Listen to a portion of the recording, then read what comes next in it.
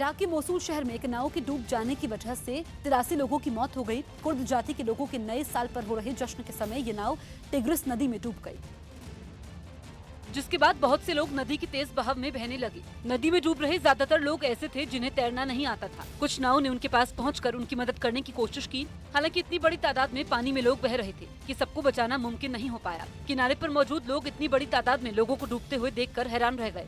हालांकि एक दो लोग ऐसे भी थे जिन्होंने तैरकर डूब रहे लोगों तक पहुंचने की कोशिश की, लेकिन ज्यादा लोगों को बचाया नहीं जा सका। والأطفال وهناك عدد كبير من الآباء والأمهات يبحثون عن أطفالهم مفقودين لحد هذه اللحظة। हादसे के बाद लोग नाव पर सवार अपने लोगों की तलाश में बदहवास दिखे। नाव पर करीब 100 लोग सवार थे, जिनकी तलाश में हेलीकॉप्टर की भी मदद ली गई।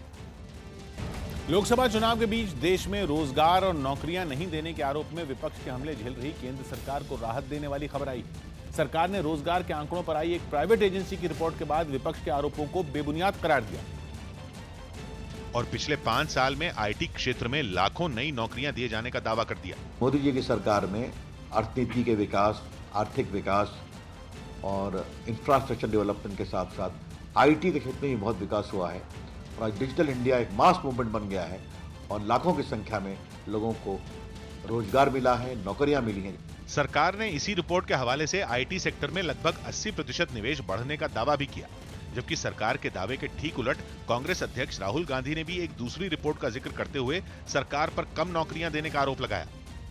देश में आईटी सेक्टर को बढ़ावा देने वाली संस्था नैस्कॉम यानी national association of software and services companies ने भी बीते 6 साल के रोजगार पर रिपोर्ट तैयार की है, जिसका हवाला देते हुए केंद्र सरकार ने दावा किया कि देश में 2013-14 में 32,67,000 नौकरियां दी गईं। हालांकि उस साल आईटी सेक्टर की नौकरियों के बारे में कोई जानकारी नहीं थी। 2014-15 में 34,85,000 लोगों को नौकरी मिली, जिनमें 2,18,000 नौकरियां आईटी सेक्टर से जुड़ी थी। 2015-16 में 36,88,000 लोगों को रोजगार मिला, जिनमें आईटी सेक्टर की 2,03,000 नौकरियां भी शामिल हैं। 16-17 में 38,63,000 नौकरियां दी गईं, जिनमें 1,75,000 नौकरियां आईटी सेक्टर में थी। नैस्कॉम की रिपोर्ट के मुताबिक 2017-18 में 29,68,000 नौकरियां लोगों को रोजगार मिला, जिनमें 1,05,000 आईटी सेक्टर से जुड़े थे। और 18-19 में रोजगार का आंकड़ा 41,40,000 पर पहुंच गया, जिनमें आईटी सेक्टर की 1,72,000 नौकरियां भी शामिल। इस वक्त की बड़ी खबर आपको बता दें, जम्मू कश्मीर में सुरक्षा बल ने 24 घंटे में 4 आतंकवादियों को मार गिराया। शोपियां में आज एक आतंकी को ढेर किया गया। वहां अभी भी मुठभेड़ जारी है। बताया गया कि वहां 2 से 3 आतंकी घिरे हुए हैं। इससे पहले बारामूला में मुठभेड़ में सुरक्षा बल ने 2 आतंकवादियों को मार गिराया, जबकि इस गोलीबारी में सेना के जो 2 जवान भी घायल हो गए। तो वहीं बांदीपुरा के हाजिन इलाके में आतंकवादियों और सुरक्षा बल के बीच मुठभेड़ में एक आतंकी मारा गया। यहां आतंकवादियों ने 2 नागरिकों को बंधक बना लिया था, जिसमें से एक नागरिक को छुड़ाने में सुरक्षा बल को कामयाबी मिली है। जम्मू कश्मीर के सोपोर में भी आतंकवादियों ने ग्रेनेड से पुलिस टीम पर हमला बोला, जिसमें एक एसएचओ समेत 2 पुलिस वाले जख्मी हो गए।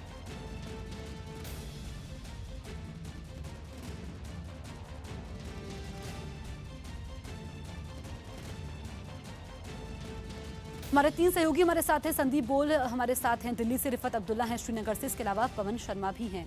सबसे पहले मैं जाती हूं रिफत के पास। रिफत, जो ये लगातार एनकाउंटर हो रहे हैं और अगर हम देखें तो अभी जो मुठभेड़ चल रही है शोपियां में, ताज़ा स्थिति क्या है?